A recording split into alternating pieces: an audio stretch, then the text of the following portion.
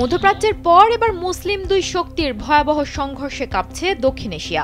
মার্কিন president Donald Trump যখন কৌশলগতভাবে আফগানিস্তানের গুরুত্বপূর্ণ বাগরাম বিমান ঘাঁটি দখলের ইঙ্গিত দেন, তখন থেকেই আলোচনার কেন্দ্রে যোদ্ধাজাতি কাবুল। আর এর মধ্যেই আকস্মিকভাবে প্রতিবেশী পাকিস্তানের সঙ্গে ভয়াবহ সংঘর্ষে জড়িয়ে পড়ে দেশটি। গেল বৃহস্পতিবার কাবুল অভিযোগ করে পাকিস্তান আকাশসীমা লঙ্ঘন করে তাদের সীমান্তের ভেতরে একটি বাজারে বিমান হামলা চালিয়েছে। এর জবাবে পাল্টা হামলা চালিয়েছে আফগানিস্তানও। নিন মজাদার গোলমার্ক পপ, কুড়মুড়ে বাইটে ফুরফুরে লাইফ। আর সেখান থেকেই শুরু ভয়ঙ্কর সংঘাতের। শনিবার রাতভর চলে ট্যাঙ্ক, কামান ও ড্রোন হামলা। আফগান প্রশাসনের দাবি অর্ধ শতাধিক পাকিস্তানি সেনা নিহত এবং কয়েকটি সীমান্ত ফাঁড়ি দখল করেছে তারা। পাল্টা জবাবে ইসলামাবাদ জানায় তাদের সেনাবাহিনী 200-র বেশি আফগান যোদ্ধাকে হত্যা করেছে, ধ্বংস করেছে তাদের ঘাঁটি, ক্যাম্প, মানজোবা ব্যাটালিয়নের সদর দপ্তর এবং খরচার দুর্গ। বাজাউর, কুররম, দীর, চিত্রাল থেকে বাহরাম চা পুরো সীমান্ত জুড়ে রাতভর বিস্ফোরণে কেঁপেছে এলাকা।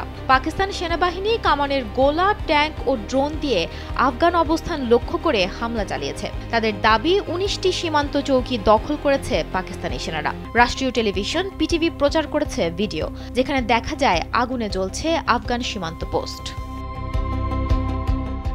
অন্যদিকে আফগান মুখপাত্র জবিহুল্লাহ মুজাহিদ দাবি করেন তারা 3টি পাকিস্তানি সীমান্ত চৌকি দখল করেছে এবং 58 পাকিস্তানি সেনাকে হত্যা করেছে। তার ভাষায় পাকিস্তানের কিছু মহল আফগানিস্তানকে অস্থিতিশীল করতে চাইছে। ইসলামাবাদের অভিযোগ, আফগান ভূখণ্ড থেকে পরিচালিত পাকিস্তানের নিষিদ্ধ গোষ্ঠী টিটিপি, তেহরিক-ই-তালেবান পাকিস্তানের হামলায় পাকিস্তানের সেনারা বারবার ক্ষয়ক্ষতির শিকার হচ্ছে।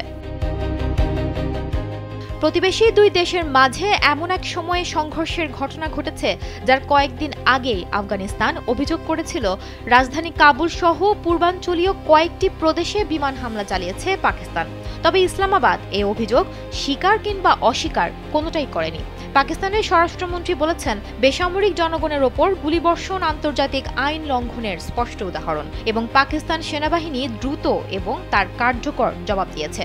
দেশটির প্রেসিডেন্ট আসিফ আলী জারদারি এবং প্রধানমন্ত্রী শাহবাজ শরীফ জোর দিয়ে বলেছেন, জাতীয় প্রতিরক্ষার জন্য পাকিস্তান কোনো ধরনের আপোস করবে না।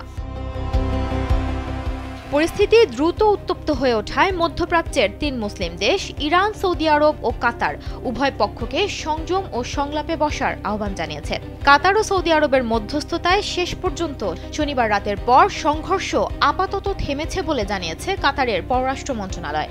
আফগান পররাষ্ট্রমন্ত্রী আমির খান মুত্তাকি দিল্লিতে এক সংবাদ সম্মেলনে বলেন, বন্ধু দেশগুলোর আহ্বানে সংঘাত থামানো হয়েছে। গেল কয়েক মাস ধরেই পাকিস্তান আফগান সম্পর্ক ভয়াবহভাবে অবনতি হচ্ছে। ইসলামাবাদ বলছে, আফগান মাটিতে টিটিপি নিরাপদ আশ্রয় পেয়েছে এবং সেখান থেকেই পাকিস্তানে হামলা চালানো হচ্ছে। কেবল গেল সপ্তাহেই টিটিপির এক হামলায় পাকিস্তানের অন্তত 20 সেনা নিহত হয়েছে, যার মধ্যে ছিলেন কয়েকজন জ্যেষ্ঠ কর্মকর্তা। সুমনা মোস্তফা, কালবেলা।